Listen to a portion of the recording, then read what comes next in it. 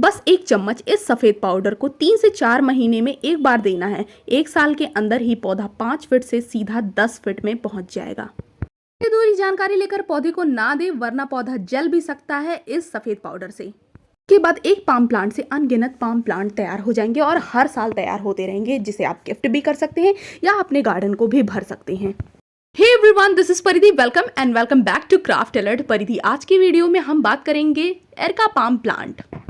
हर gardener के पास ये पाम प्लांट जरूर होता है क्योंकि ये दिखने में बहुत खूबसूरत लगता है। सबसे पहले आप इसे कहीं भी रेस्टोरेंट में, मॉल में या फिर किसी ऑफिस में भी देख सकते हैं। हर जगह ये देखने को मिलता है। प्राइस इस प्लांट की है 130 रुपये।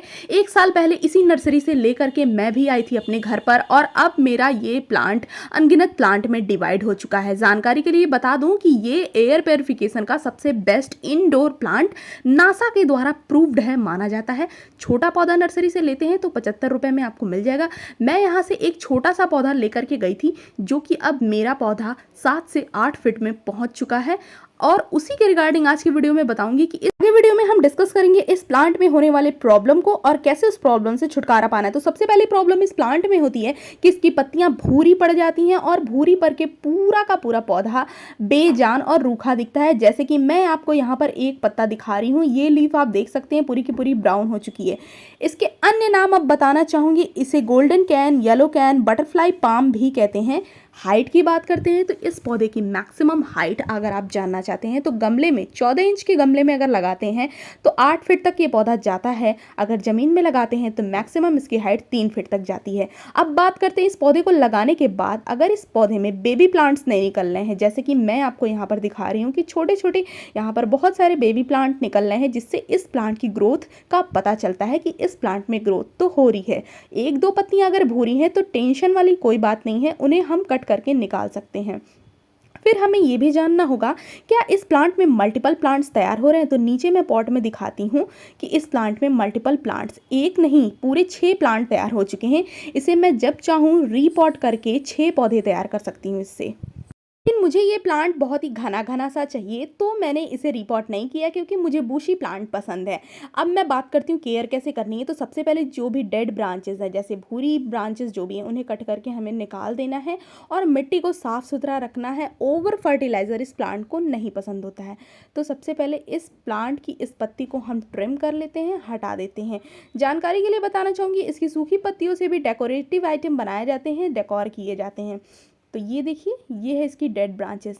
अगर आप धूप में रखने की गलती करते हैं तो ये प्लांट आपका पूरा का पूरा इसी तरीके से हो जाएगा। इसे धूप में बिल्कुल भी ना रखें। ब्राइट सनलाइट जहाँ पर पड़े, छन कर धूप, उसी जगह पर इस प्लांट को रखें।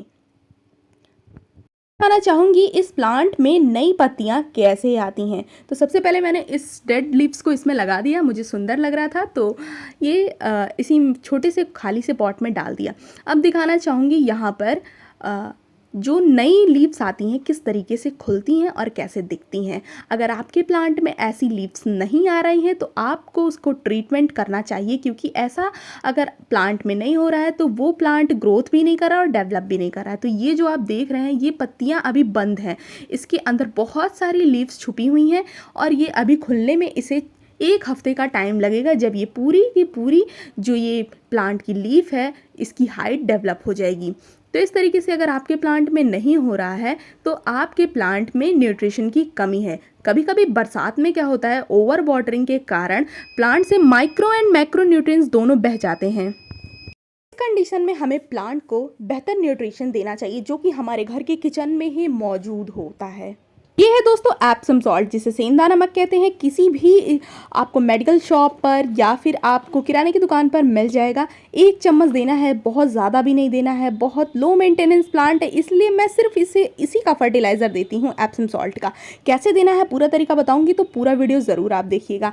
सबसे पहले इस एप्सम सॉल्ट को हमें बारीक पीस लेना है और बताना चाहूँगी ये हाईली सोल्यूबल है, बहुत जल्दी वाटर में ये डिज़ोल्व हो जाता है। अभी आपको मैं दिखाती हूँ। ये बारीक चूर्ण मैं पानी में डालूंगी और 1 मग पानी में आपको पूरा इसे मिला देना है।